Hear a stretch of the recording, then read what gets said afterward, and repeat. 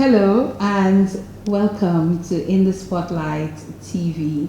And I want to first of all thank this young lady next to me for being brave. I know she's a brave soul, and for agreeing to do this. I recall when I initially messaged her, she said, let her think about it. And I got some good news not too long after that. She said, Fedina, I will do it. And she may have her reasons why she wants to do it, but I think they are important reasons. I think there is some sort of misunderstanding when it comes to this young lady right here. I know that she's very vocal. She's very opinionated on matters of interest to her. And I know that she's very loyal, that when she says, I'm with you, I am with you. And it's not that she's saying, and she will share with us that you can do no wrong, but she's saying, I support you, and I support you 100%. She's very popular on social media, more so Facebook, and I've observed her. I've observed how she's fearless on social media, and how the words of people do nothing to her, except that she will respond. And so I thought Samantha Robinson would be a very, very good guest for our In the Spotlight TV series. I think that she has a lot to share, and I also think that probably she may be a bit misunderstood, and I wanted to give her this opportunity to talk to us.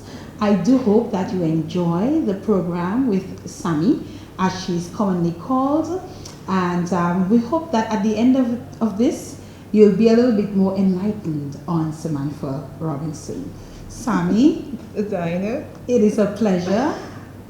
a pleasure too. And I really want to thank you for this. I know you're not a stranger to talking, to speaking to people or to interviews per se, because you are part of a Hot Topics program on radio. I'm not sure how much of TV you've done, but I really want to thank you for agreeing to do this. You were a little reluctant at the beginning. Why? Well, I'm a fan of your show In the Spotlight, and I didn't have the kind of stories that your previous guests have. I don't have those great challenges, and I haven't lived that long life, of challenges and conquering them. Maybe when in 20 years, but I just felt like I was in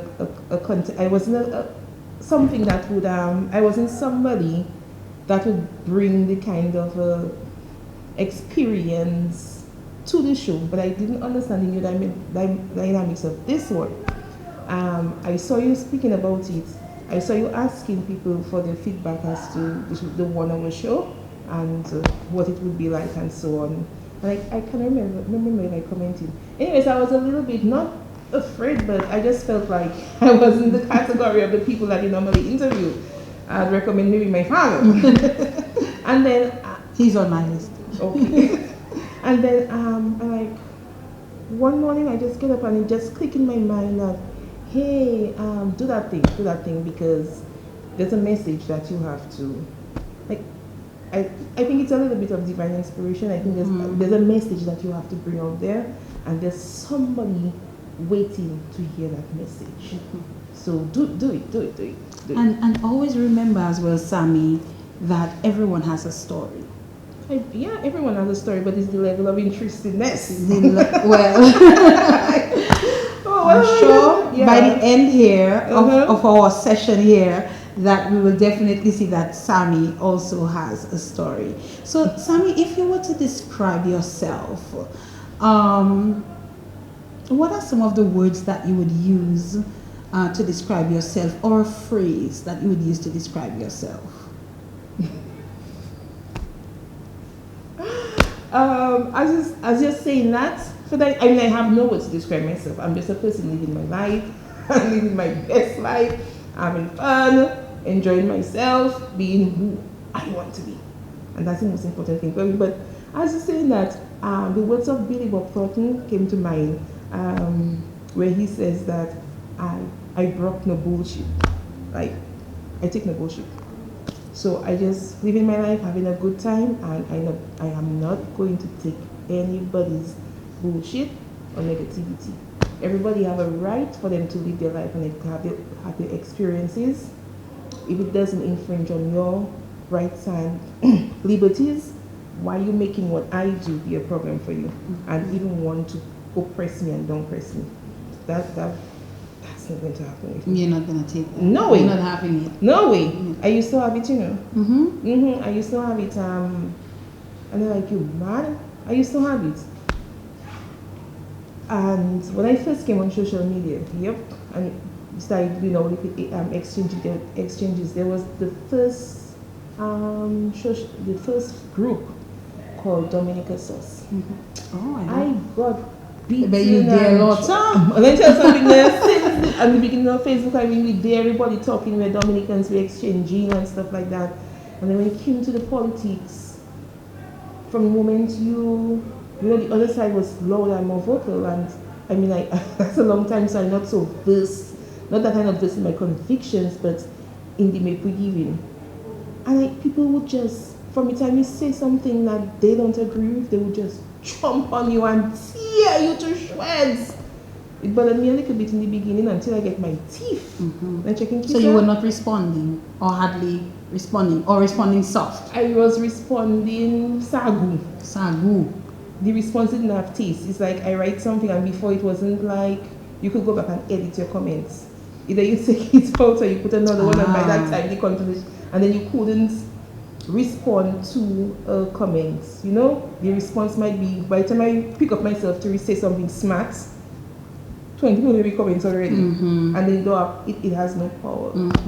So I found myself. So you evolved, and you even evolved as Facebook evolved, because as you said, at one point you couldn't edit your comments, and now you can edit your comments. Right. So you've evolved. So we're going to get to know Samantha a little bit more intimately.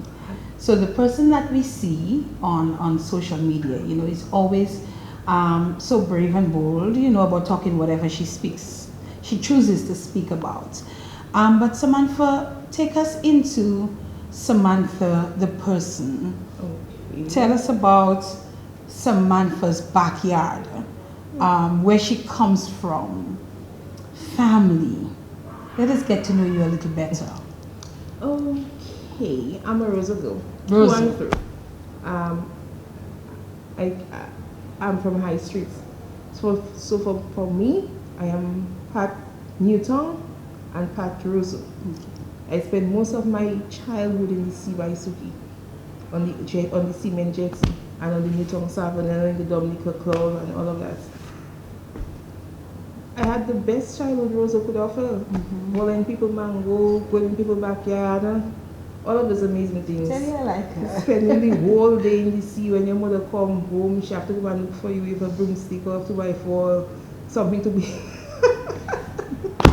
to beat you. I mean, I had friends, and life was good. Life was good until maybe like around 12 when my mother died.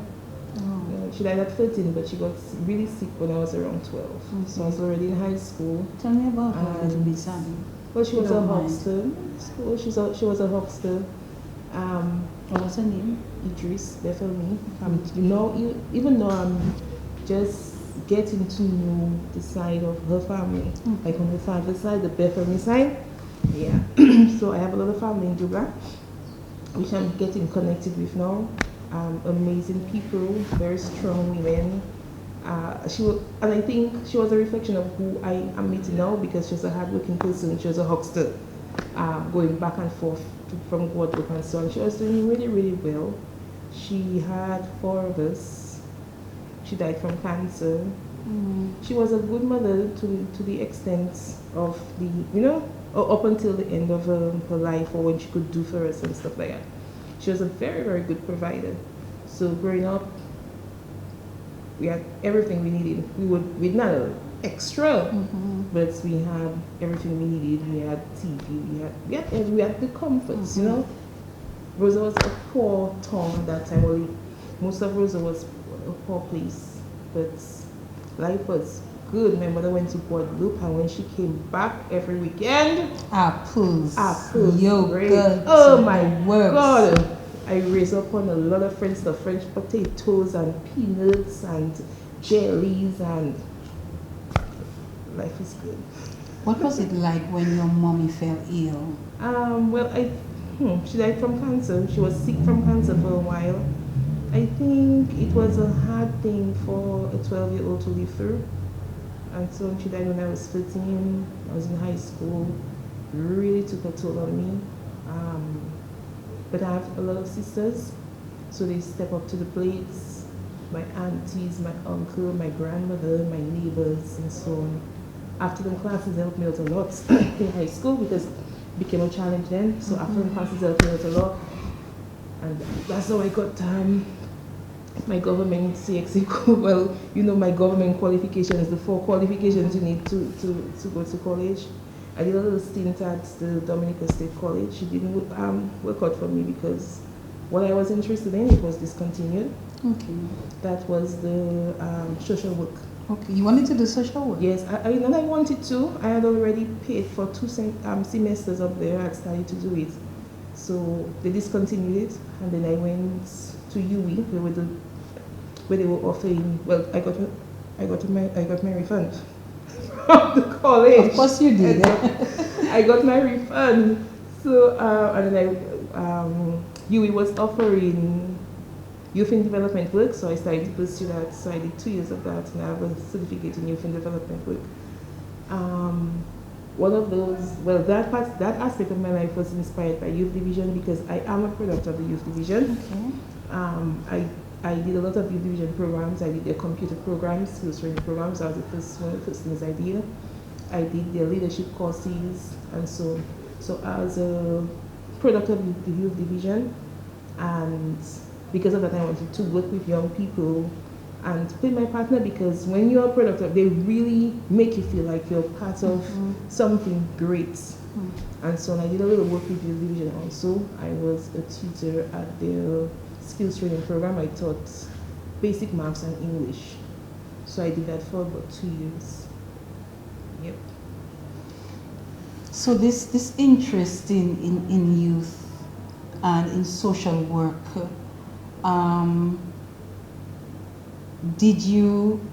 is this something that you wanted to continue? Well, I thought I did, but I've never applied for any position relating to what I did. I had a passion for law. I tell you, since I small, I used to watch hours of Perry Mason, you know, and Matlock. So I had a passion for law and how I saw it. So after my program with after the associate, after the certificate with UE, they had their first set of paralegal studies. That was the AC, it's Associate of Paralegal Studies. That was the first degree they offered in paralegal studies, and I took the opportunity to do that. It was really, really amazing and whet my appetite for law. So the paralegal element, what did it entail? Well, it's they told you it was an introduction to all the courses were introduction to law, but it was not. It was labeled an introduction to law, but even after when I pursued my law degree, I realized like, hey, what we did at UE, that was like a full blown degree. Maybe not so many modules, but all the courses, the criminal law courses, all of them were intense, you know. They used the whole textbook, and you did everything from the textbook. So even we're not using part of the textbook that those in Barbados use. We were using the whole textbook, and we were being examined under conditions similar to what was happening in Barbados. So we did a really intense program. So at the end of that, was the interest even more there? The interest that started from watching Perry Mason and all of that. You did this, was it 2 years, 3 years? It was 3 years. 3 years? Yeah, I think it was You 3 did this 3 years, and then you decide what? I need to do more of this? So I did that for 3 years. and I graduated. Well, I didn't go to the graduation because, so you sent my package to me because I just felt graduations. I had to graduate. It was, I just finished paying UE, and my education was sponsored on my pocket, and I didn't want to pay $200 and something for a graduation loan. So where was the graduation? In Dominica? It was in Dominica, yes. They were having it in Dominica. Somebody would think you would have to travel and pay a ticket. I absolutely, when I went there, I went to fill out the form and I'm not paying that money. No, I'm not paying that money. Anyways, I got my certificate from you and my pen and my book and stuff like that. And that's what mattered to you. That's what mattered to me. I had my qualifications. What whet my appetite was one of my lecturers at UE. And what was amazing is that we had all our professors for that program were local lawyers. So I had some of the most amazing inspirations, you know, and very accomplished lawyers. One of them was Nori, and he was lecturing us on criminal law and procedures. And out of the blue one day, he came into the classroom and he said, I want you all to write something for me. And then he did. He read everybody's stuff. He made no comments. After the class, when I was walking up, he told me, come on. He told me, you see what you write there? If you want to be a lawyer, you can be a lawyer. Let me tell you, I have seen much worse than that in law school. You are that way. So I'm like, yeah. He's like, yes! Hey!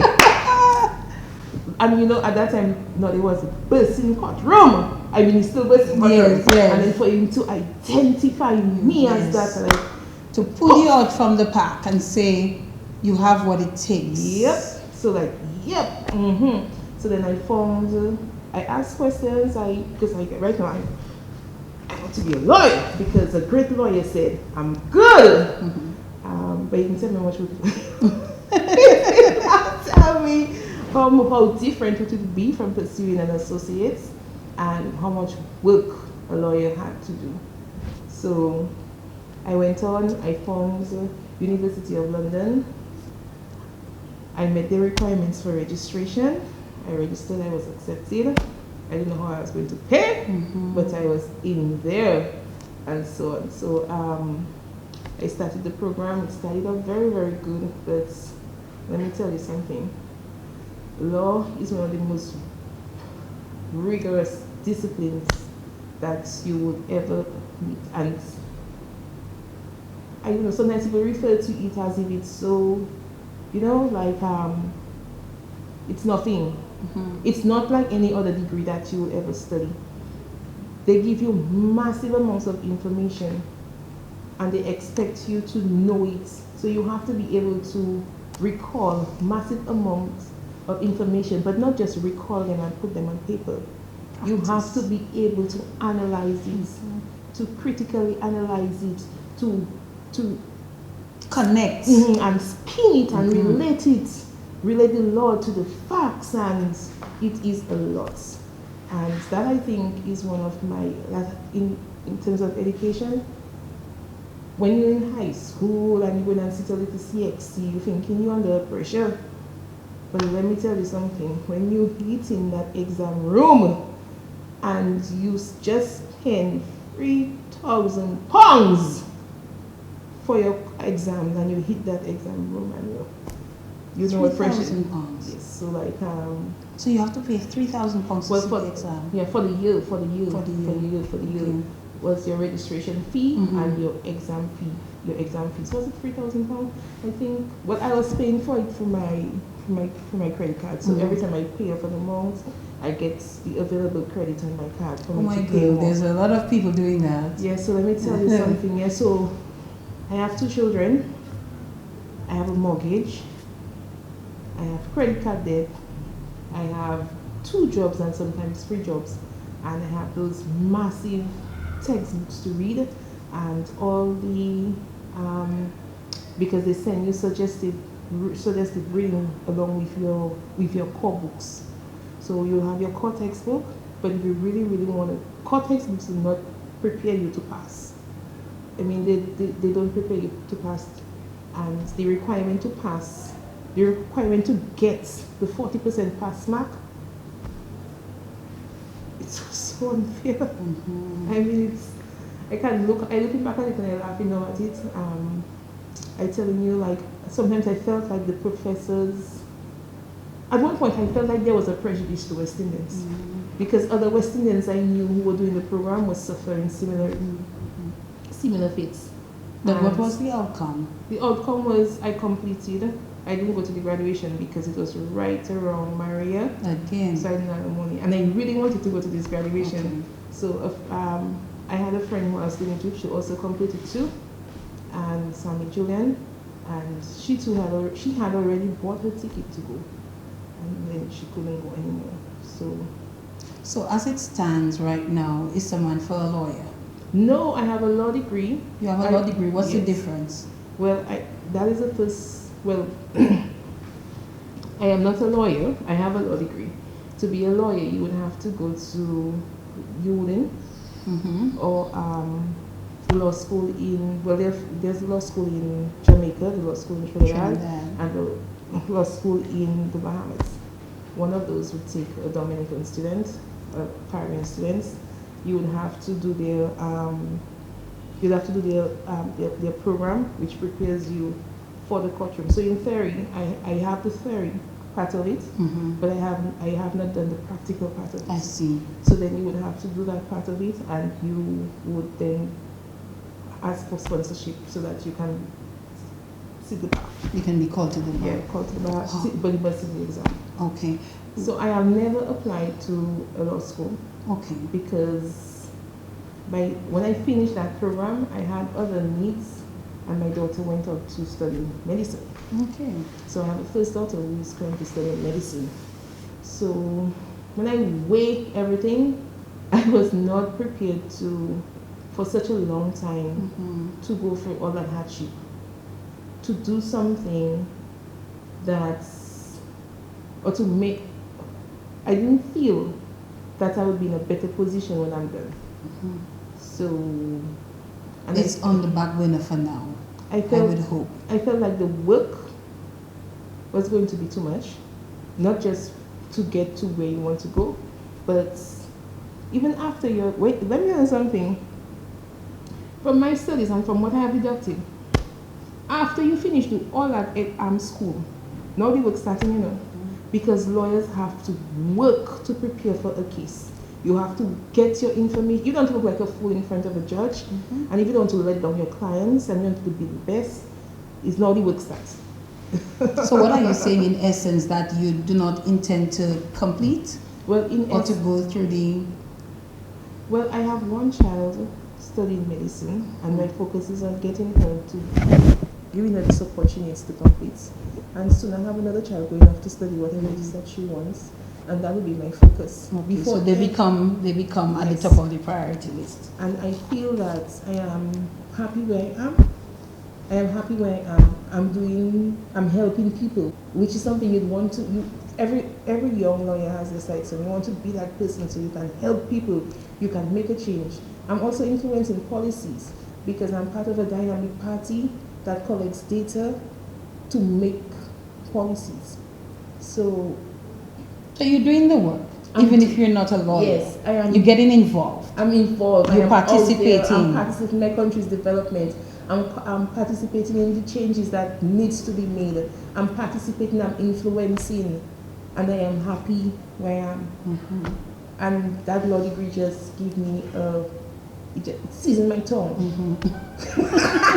I like that. So it's not in vain because right now the process of completing a degree, because I know you're a student, so you know it. The discipline that you need, the sacrifices that you have to make, the commitments, and the whole rigorous requirements changes you. It changes you. It opens your eyes to different things. That's why anytime you say, I hear people talking about higher education isn't compulsory, a thing will stick me, because I know what it does to an individual. I know how it changes an individual. I know how it tampers down your violent nature. I know how it opens you to better communication. How you see things that you would not have seen before.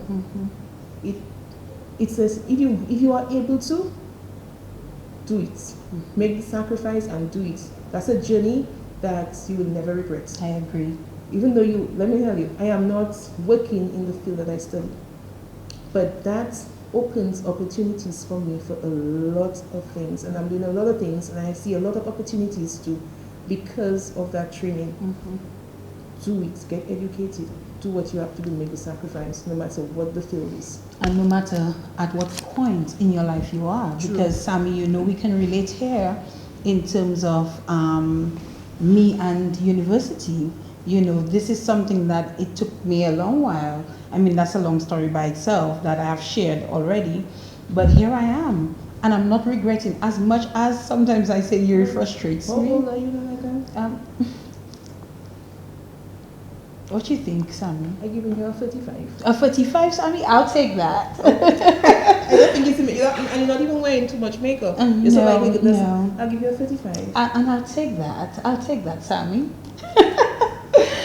But definitely, you know, I have to endorse what you just said in terms of encouraging people to get an education. No matter what point, what stage in your life you are, start.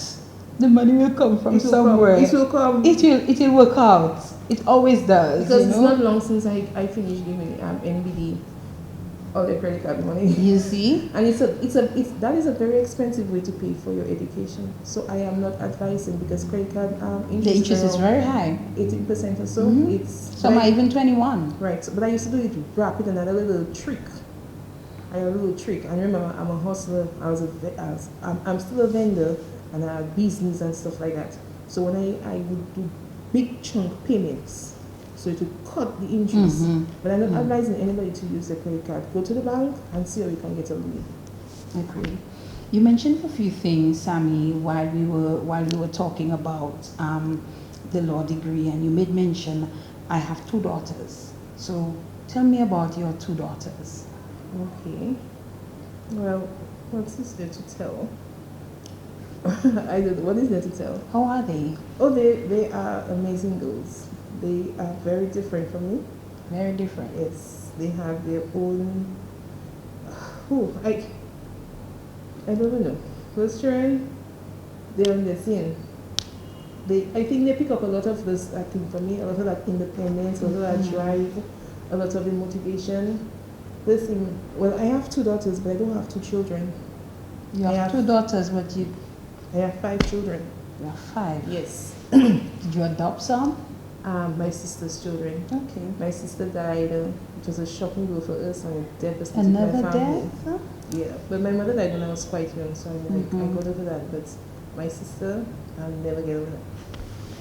So I had her children, her 3 children, and I've always been a part of their life. I'm very much involved in their education.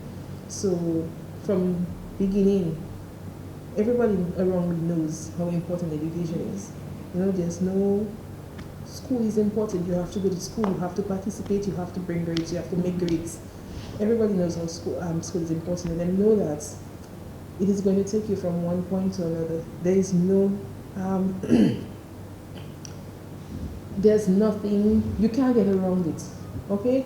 You can hustle every other way, but you can't get around it. My mother always used to tell us, a fool may make money, but it takes a wise man to spend it. So you can go out, you can make money, but if you don't have the education for you to be able to manage the money and to make it work for your life, make it develop your life, then you'll just be making money and you won't be seeing any improvements in your life.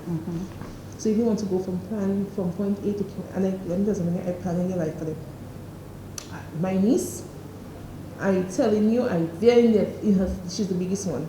And I'll be there in her face, and yeah, what you want to do, idea, I will support you. Driving them. Yes, I will support you. Tell me what you want to do, auntie, I will support you. Oh, I will make suggestions. She don't want to do that. She don't want to do this. I said, we tried. Try this, try that, and see how it's working. If you don't like it, just leave it, and it's okay. We will have no argument about it. But try it. And that's how she ended up trying the nursing program. And she's a community health nurse now. Amazing young lady. I'm very, very, very proud of her. She gave me my little grand niece too because she's married. She just got married. And she and her husband have a little girl. So she's one of my treasures. And then I have my nephew. Well, my nephew, he had a difficult time in school, but he still stayed, he still completed, and he's a wonderful young man. Maybe he does give you talk on the road because he like pretty girls like you.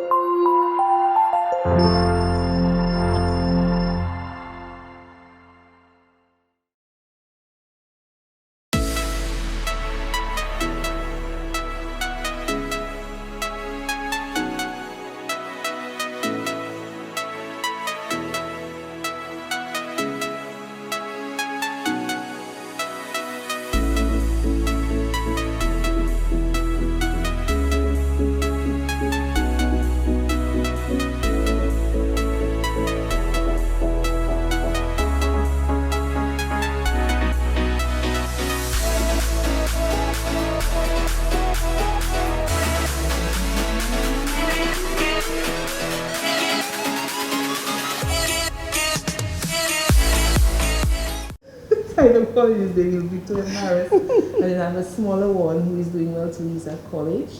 And then I have my 2 biological daughters, one studying, and I have my little girl. Do they all live with you? I mean, the others? Well, I mean, not the older one who's married. the older, they live in the same building as I. Okay.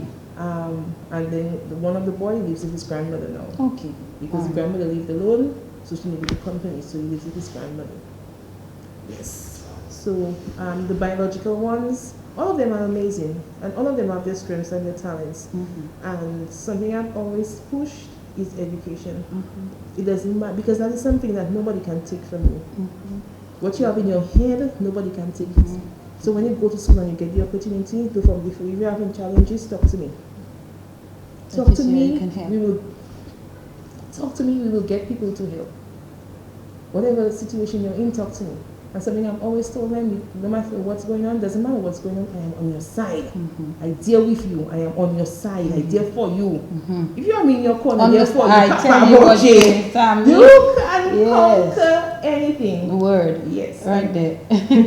Another thing you mentioned, Sammy, and I'm just picking up a few things. You were pointing out, you said, I have 2 children, and we're now learning you actually, in reality, have 5. You mentioned I have a mortgage, and that was at the time you were in school. I still have different, and it doesn't go away. It doesn't go away. What is it like having a mortgage and, having that responsibility to take care of that? Well, I used to think I have a house until I got a letter from the bank some time ago, and they were referring to the property as our own. So yours and the bank's? Yeah. I said, I was like, what? So it's going on there, Father? It's not yours until you finish pay for it. It's not all the stress and the hustle and the good money, all you give me to help push me, all this. Okay, all right, well, it is that, is that. But I have a very good relationship with my bank. And it's a struggle. I'm self-employed. It's a struggle. A mortgage is not an easy commitment, And before you even eat, the money coming out from your account to pay the taking your money, it's not a easy commitment. But it's a necessary commitment too. Because especially if you have children. Right, and you build an equity for them because they want to study, they want to do this, they want to do that. And it's a place too that it's home. It's home for all the 5 I have. This is home. This is a place that they can feel safe. Doesn't matter what's going on around the world, but when you enter that gates, there's safety there for you. So you have to have that for your children. It doesn't matter if it's whatever investment you can make it in your home and in yourself. You mentioned being a vendor or a huckster. No, I'm a vendor. A vendor. Cruise ship vendor. A cruise ship vendor, that's what you are. Certified by Discover Dominica. All right, and you're also a business owner. I am several business owners. You have several businesses. Okay, so my first question to you, Sammy, why did you decide I want to work for myself as opposed to working for somebody? Did it happen by Girl, accident? I didn't decide that, no girl. That I didn't decide. I was working a place. If I know, Mm-hmm. I worked two places. I was working a place, and then people wasn't nice. They were not nice. They were not nice. Big companies, you know, and they were. I just all I'm going to say about them is them people wasn't nice. Okay. So then I drifted into the self-employed thing as a vendor first, and then let me tell you something now. Don't watch cruise ship vendors like that. Cruise ship vendors making the money. Mm-hmm. But when I was really active in it, it had a good money. And when the US bite me go, I couldn't let that go. Let me tell you something. When you make a 400 US and you convert that, you have $1,000 with. When the US bites me, I couldn't let that go. So I continued hustling on that, and it opened a lot of doors for me. And I branched out into other business. I had a hair shop. Oh yes, I remember.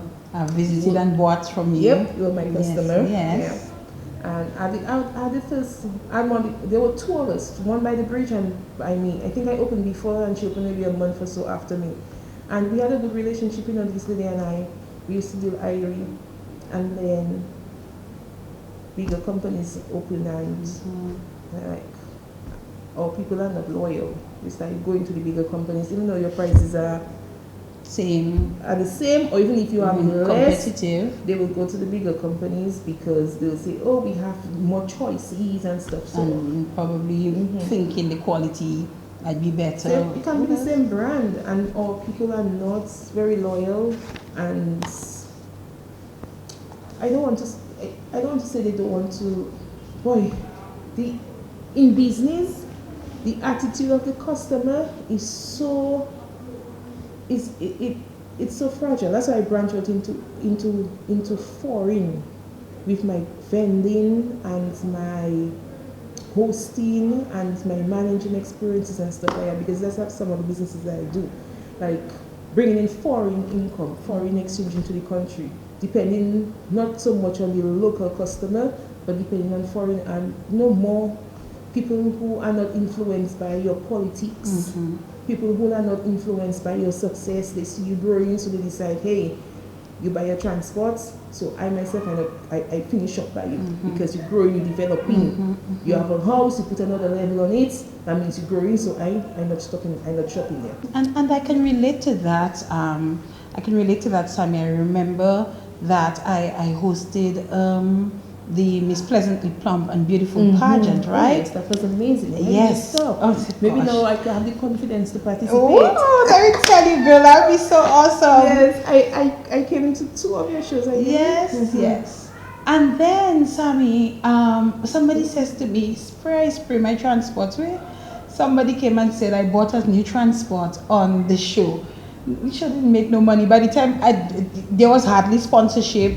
I got some sponsorship, but you had to help the ladies who couldn't get with their dresses, with their hair, with everything that needed to be done. And I'm saying, you did one. I did one. There were others, yes. yes. And then I'm like, why do people think that way? I couldn't afford to buy nothing on that.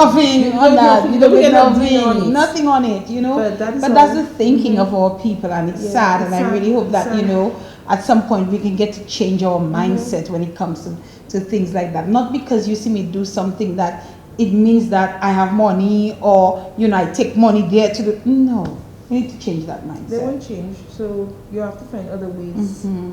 You don't depend too much. If you're in business, try not to depend on one kind of a business activity. And if you have the opportunity to invest in something that brings in revenue from outside of Dominica. Okay. Because one, it helps the economy. Right. So I play a significant role. You all don't even know. You all eating my dollars, man. You all eating. I am contributing to developing the economy of the country. I bring in money from outside into Dominica. Okay. I manage experiences. I host people. I've been a super host for several years, and I have hosted hundreds of stays. So, and I also help people to plan their vacation, help them with rental, tour guides, activities, and so I send money to people I have never met. Go here, go there, go there, go there, go and snorkel there, go and do this there, and so on. So is that one of your businesses? that's one of my businesses. Okay. Yes. So you still do your vendoring, I haven't, not as much as before. I haven't done it in a while because there's been COVID and there's been honestly I haven't done it since Maria. Okay. Because I was busy developing my store in town. Okay. Yeah. And the store in town, that's another of your businesses. So tell us about that store. Well, COVID hit and it affected all of us. So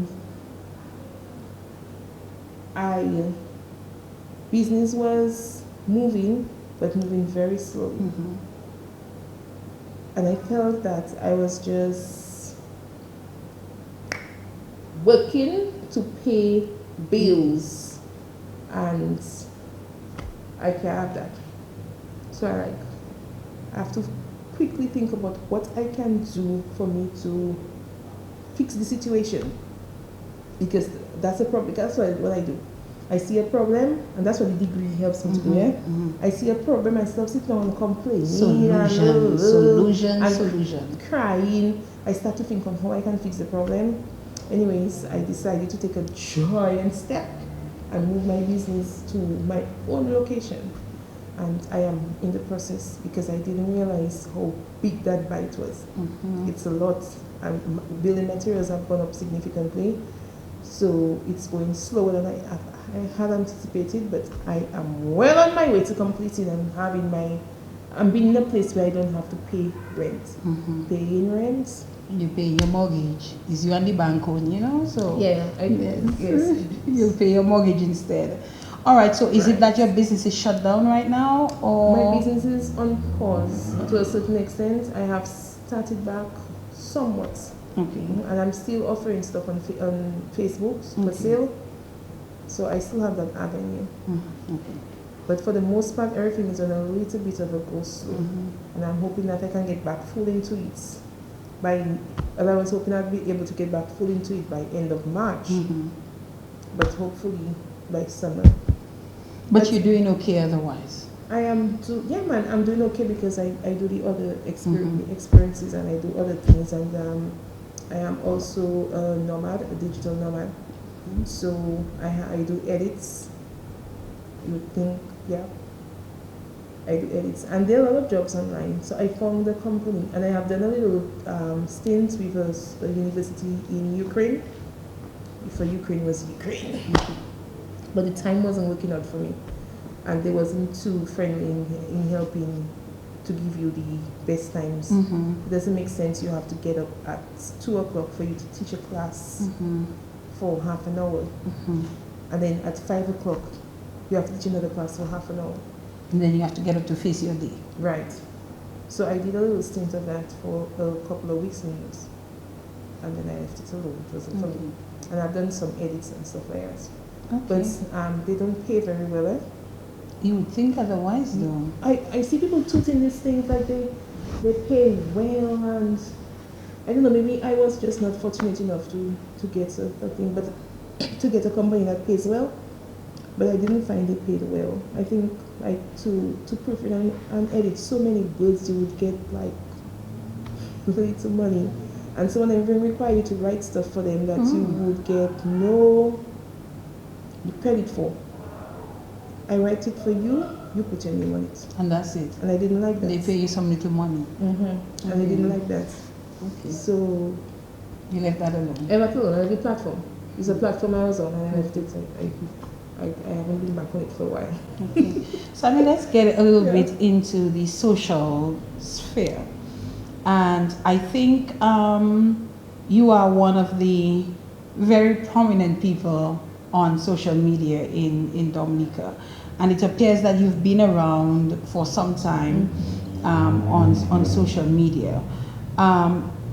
Very frank, very bold. You have your opinions, and you have absolutely no holds barred in sharing your thoughts. You have a lot of people you banter with.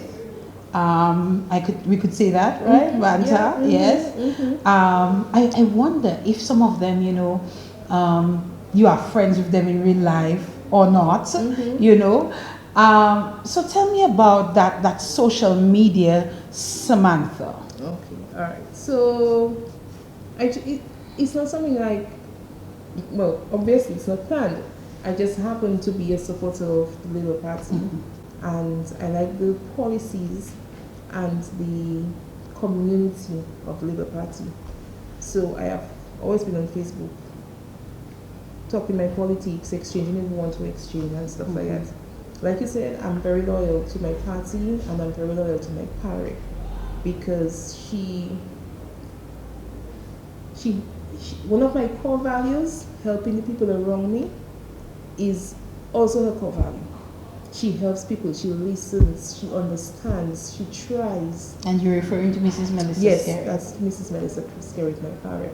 She tries and she genuinely cares about the people and what's going on around her.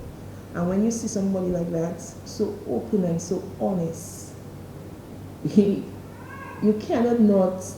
I mean, everybody around her gives her the support. Maybe some people are not just like, everybody have their strengths. So maybe some people are not, don't speak like as much as me because they're not their forte. But everybody around her gives her the support because of the kind of the people that we see that they are. Let me tell you, PM invites us to his house and we sit with PM and his family. PM will put us in the yard and then they're or put us in a space. We sit where they sit. We eat where they eat. We eat on a table with them. Everything that they partake in, we partake in it as their guests. They make you feel 100% welcome. It's just amazing. They're just like normal people. There's no pretenses, there's no arrogance, and you come into that environment and you cannot not give them the support. When people say otherwise, you cannot not say, hey, I've been there, I've seen it, there's no pretenses. From the time PM enters the door, the children screams, Daddy's home, and they run, and this one climbing up on this leg, and this one climbing up on this leg. And that's just like a normal family. A normal family. You see the wife blushing her husband is home. That's just a normal people in love, normal happy people. She have her challenges is that she tries to do a lot.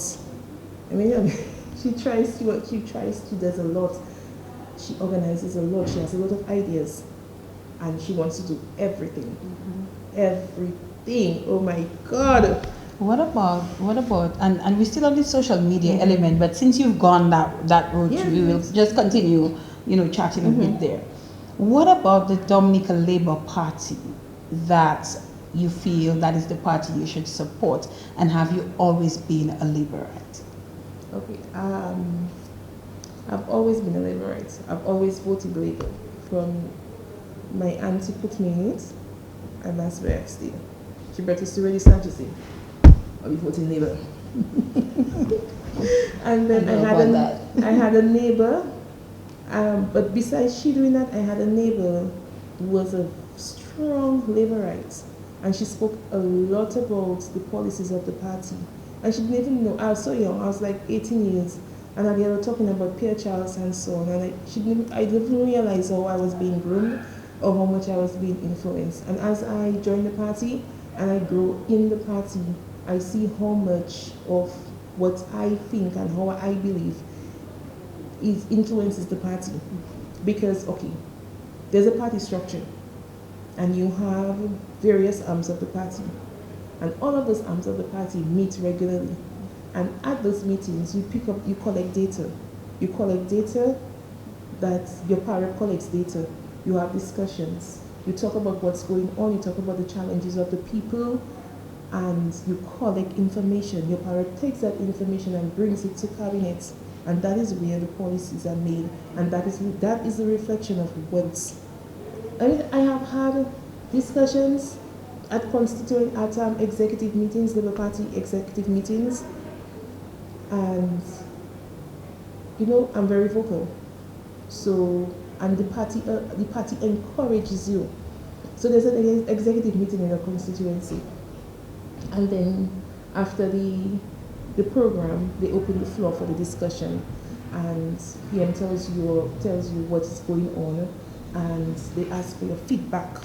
They ask, what do you think about this? They ask for ideas, and I have actually bring forth ideas, or I have heard people that stand up, regular labor rights stuff, and they will criticize and they'll say they don't believe this, it should be this, and this should be that, and this should be that.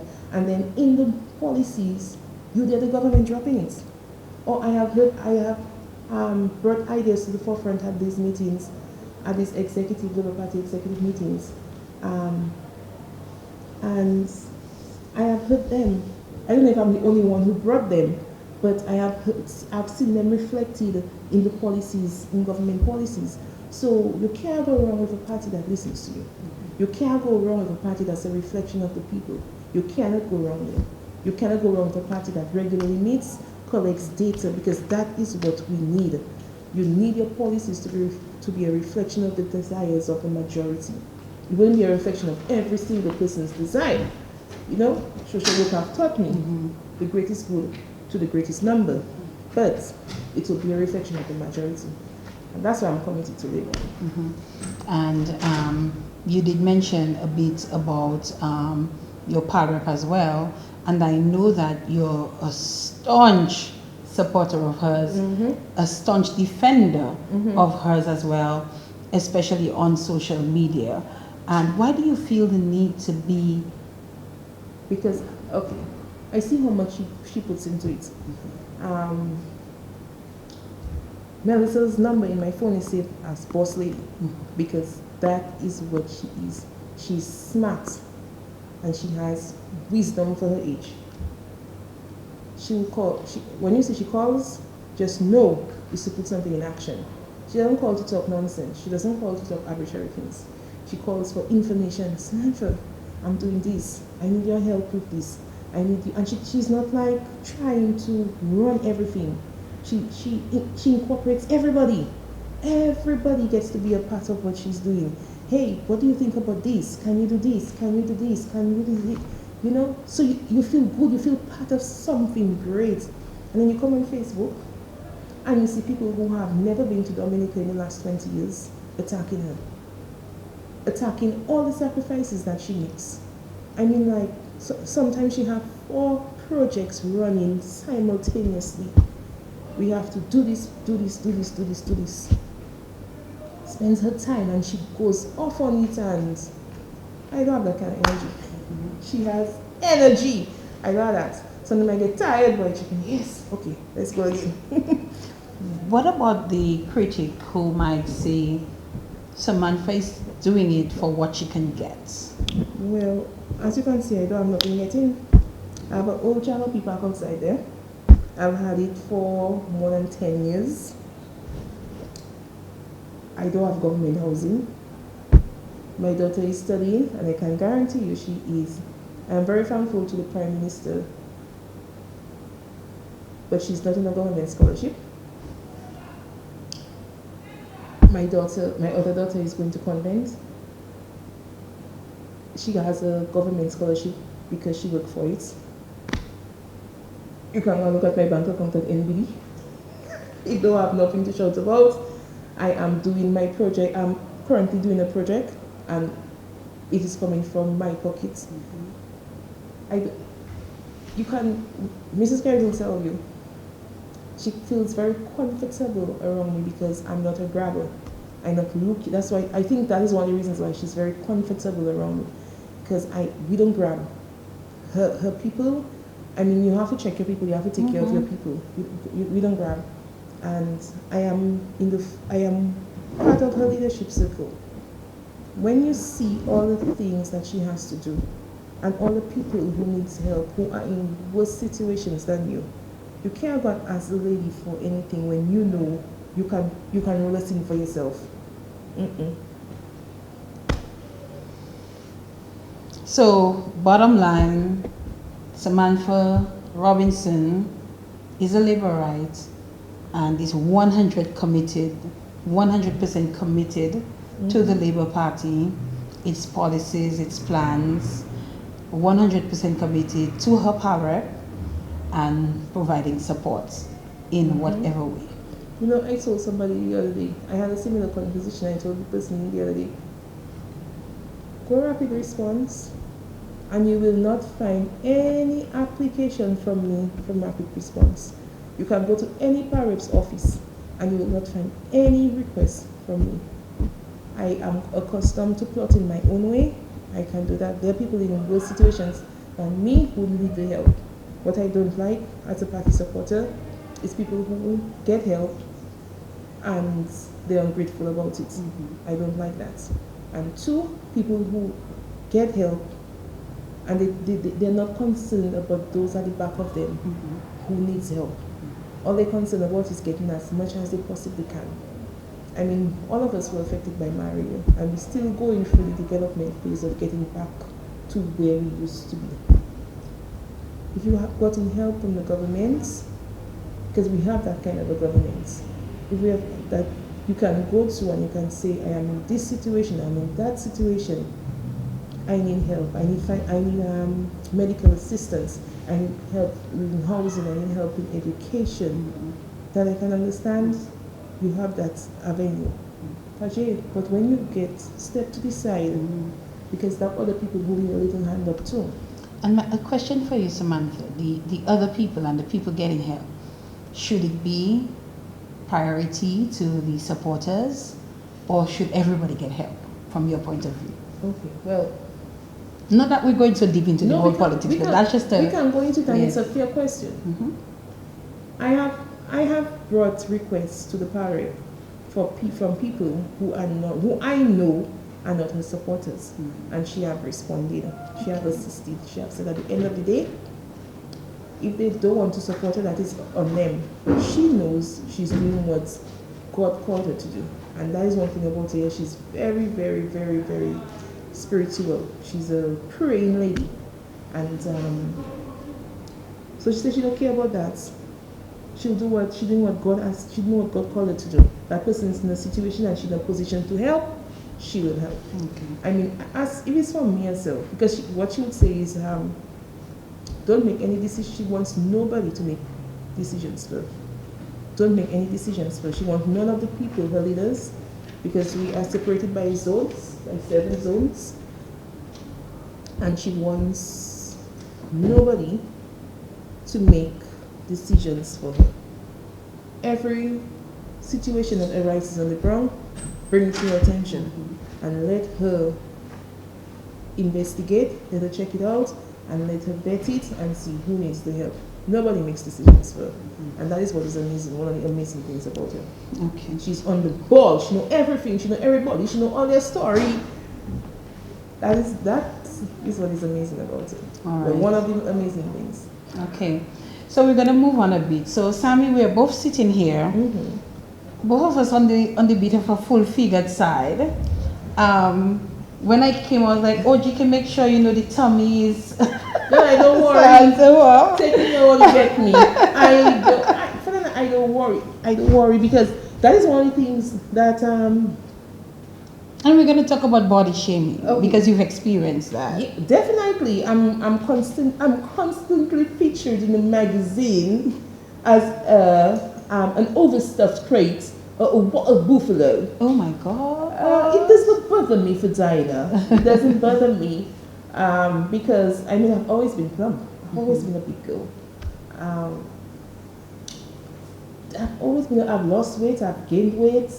Yes, there was one time, oh my goodness, you were doing super. But it wasn't super for Dinah because I was exercising for 2 hours a day. And it wasn't because I was body shamed or anything. It had just gone in me and I started to see myself losing weight, and the more I lose it, the more I want to lose, and I was never satisfied. That's what I find with the weight loss. No matter how much you lose, you're never satisfied. You feel, you still don't find you thin enough. Your stomach could be flatter. Your arms could be... It's like no matter what size human beings are, they're not happy, they're not satisfied, and I've experienced that. I lost a lot of weight when I was I could be featured in a magazine. Curvy and nice. But then when I looked at my eyes, I find my face was haggard first of all. And I said, well, my face looking, and my bottom had gotten flat. I did squats, that nail. My bottom had gotten flat from all that running. I used to run in the gardens. I used to run on the Newtown Avenue. I wasn't eating bread and things of that nature. And I think when you're not eating certain things, because your body, you need a complete diet for your body to absorb all the nutrients from vegetables and whatnot. So even if you're eating a whole set of salads and you're not eating any carbs or anything like that, you are at a disadvantage because your body requires a complete diet for it to replenish itself. When you go into bed, you have to eat so that your body can do its restorative and regenerative cycles. My face had gotten hairy, my vein was wheeling, and then I didn't like that part of the weight loss. It's true, my stomach was flat, my waist was small, my bottom flat. I could deal with that, but the face, I didn't like the face. My eyes had sink down in a hole, and the color of my eyes were different. It had gotten near not healthy. That wasn't healthy. I was losing weight by eating healthy and by exercising 2 hours a day, and for some reason I didn't look healthy. I stopped that nonsense. You stopped it? Yeah, I'd gotten a little injury, and that from the running, and that put me off a bit, and I stopped. So what's the message? What's the message here, Sammy? Especially those who choose to body shame people. You have to, let me tell you something, you have one self. God give you one self. And you cannot live your life trying to fit into people's expectations and body standards. You're big. What you can do is be your health is big, and I don't worry about no doctors at this point, because they don't care what you do to lose weight. Once you can lose it, it's impossible. It's impossible. When you're a big person, you were born, you're always a big child. It's impossible for you to get down to the size a doctor will tell you is your healthy size. And you will spend your entire life being unhappy how you are, trying to lose that weight to get to that size. It can't work. You will lose it, you will pull it back. You will lose it, you will pull it back. Everybody, they was asking me a while ago the message I have. Nobody don't know what's inside of them, and nobody don't know what's sucking them. I had a very slim sister who died because she got a stroke in the prime of her life. She was slim, she could eat anything she wants, and she got a stroke. Kevin Samuels, the guy who was constantly ridiculing plump women and fat women, his fetish was fat women. He died of a massive heart attack. Nobody knows what's on the inside of them. Everybody should be worrying about their own health. Do what you have to do for you to be healthy. Make sure you exercise your lungs, make sure you exercise your heart, move your body. Everybody know what it is that they have to do for themselves to get healthy, because your fitness level and mine will be too different. First of all, I have big legs and I have a lot of muscles in my thighs. So I can run, I can walk plenty. It will not go down much. It won't go down much, but I have the ability to run and do a lot of walking. But that may not be your thing. Your thing maybe you go on a little treadmill and you brum. Everybody have their what works for them and what can make them healthy. Yeah. Sammy, we're approaching the time that we have to wrap things up. Is there anything else that you would like to share with us? Oh, well, I am not going to spend my life trying to fit into anybody's mold. I'm not going to spend my life trying to live up to anybody's expectation. I tell myself, oh, who do I know that the world is going to take me how it find me or leave me alone? And I am having a good time living like that. I have good friends, I have good family, I have great loves, and that's what life is all about. What does the future look like for Sammy? Oh, the future looks good, girl. Looks bright. The future looks bright. Yes, I just need COVID to go about the business, and the future looks good. I'm in a good place. You're in a good place. Samantha Robinson, I truly appreciate this. I see GK is smiling. I don't know what he's smiling about. No. Sammy, thank you so much for joining us on the program. I really wanted to do this because I really wanted to, give people an opportunity just to hear a little bit more from you. Most people who know you would probably judge you based on your social media presence. She doesn't care. I honestly don't care what people think about me. You don't. And that is what we have to teach our children. Stop caring so much about what a random stranger thinks. A random stranger give you a milk weed, that shouldn't burn you. It doesn't care. The only thing that you should care about is what the people who love you think about you. And when that changes, you have a problem. But as long as you have your circle and they love you and they care about you and they hold you up, you can't be concerned with what strangers say. I don't care. She does not care, but we care to wrap up now. And I just want to once again say thank you to Samantha Robinson for being one of our first set of guests to be featured on In the Spotlight TV, and we're really excited and we look forward to sharing with the general public. It's been a very good conversation. It's not an interview, it's a conversation with a friend. She understands. Yes. All right. Thank you for having me. Until our next feature, thank you so much.